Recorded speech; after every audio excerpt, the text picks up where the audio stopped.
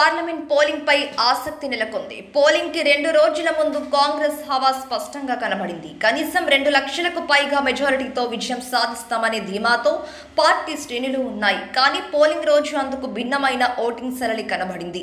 పైకి కాంగ్రెస్ గెలుస్తామని ధీమాతో ఉన్న లోపల ఏదో గుబులు కనబడుతుంది. ఇక్కడ త్రిముఖ పోరు ఉండడంతో పోరు కూడా రసవత్తరంగా మారింది. పెద్దపల్లి పార్లమెంట్ పరిధిలో 67.8% పోలింగ్ నమోదైంది. గత ఎన్నికలతో పోలిస్తే ఇప్పుడు జరిగిన పోలింగ్ శాతం కూడా దాదాపుగా సమానంగా ఉంది.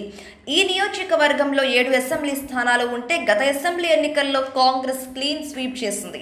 ఇక్కడ కాంగ్రెస్ కి పట్టు ఉన్న నేపథ్యంలో వివేక్ తనయుడు వంశీకృష్ణ బరిలోకి దిగారు. బీఆర్ఎస్ నుండి కొప్పుల ఈశ్వర్, బీజేపీ నుండి గోమాస శ్రీనివాస్ పోటీ చేశారు. నామినేషన్ వరకు బీజేపీలో అంతర్గత విభేదాలతో క్యాడర్ సరిగ్గా పనిచేయలేకపోయింది. బీఆర్ఎస్ ముఖ్య నేతలు కూడా కాంగ్రెస్ కండువా కప్పుకున్న కారణంగా అనుకున్న స్థాయిలో ప్రచారాన్ని ముమ్మరంగా చేయలేకపోయింది. ఈ క్రమంలో కాంగ్రెస్ గెలుపు నల్లేర్లపై నడకగానే భావించారు. అంతేకాకుండా తెలంగాణ రాష్ట్రంలో ఇక్కడ నుండి అత్యధిక మెజారిటీ వస్తుందని ధీమాతో ఉన్నారు కాంగ్రెస్ నేతలు. కానీ పోలింగ్ రోజు కొన్ని భిన్నమైన పరిస్థితులు కనబడ్డాయి. దాదాపు అన్ని ప్రాంతాల్లో బీజేపీ పుంజుకుంది. చివరి నిమిషంలో బీఆర్ఎస్ శ్రేణులు బీజేపీకి మద్దతుగా ఓటు వేశారు. ఇక్కడ పోలింగ్ సరళి చూస్తే ఏకపక్షంగా కాంగ్రెస్ కు ఓటు పడలేదని రాజకీయ పరిశీలకులు భావిస్తున్నారు. బీఆర్ఎస్ కూడా కార్మిక క్షేత్రాలైన రామగుండం, మంచిర్యాల, బెల్లంపల్లిలలో కాస్త పుంజుకున్నట్లు కనిపిస్తుంది. అర్బన్ ఓటర్లు బీజేపీకి ఎక్కువగా ఓట్లు వేసినట్లు పోలింగ్ సరళి బట్టి తెలుస్తోంది. గ్రామీణ ప్రాంతాలలో మాత్రం కాంగ్రెస్ ని ఆదరించారు.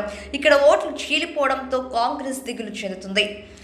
అయితే ఇది ప్రచారం మాత్రమే. ఖచ్చితంగా 1,50,000కి పైగానే మెజారిటీతో గెలుస్తామని ధీమాని వ్యక్తం చేస్తున్నారు కాంగ్రెస్ నాయకులు. మొదటి నుండి అనుకున్న స్థాయిలో బీజేపీ ప్రచారం చేయలేకపోయింది. చాలా చోట్ల అభ్యర్థి ప్రచారం చేయలేదు. క్యాడర్ కూడా ఎక్కడ ఉత్సాహంగా పనిచేసిన పరిస్థితి కూడా కనబడలేదు. కాంగ్రెస్ బీఆర్ఎస్ పోటాపోటీగా ప్రచారం నిర్వహించింది. కానీ పోలింగ్ రోజు మాత్రం ఇక్కడ మోడీ మానియా స్పష్టంగా కనబడింది. 3 పార్టీలు కూడా పోటాపోటీగా ఓట్లు రావడంతో గెలుపు గురించి పూర్తి భరోసాగా చెప్పలేకపోతున్నారు. అధికార పార్టీ మాత్రం ప్రతిపక్షాలకు ఓట్లు పడినా తమ గెలుపుని ఎవరు ఆపలేరని ధీమాతో ఉంది.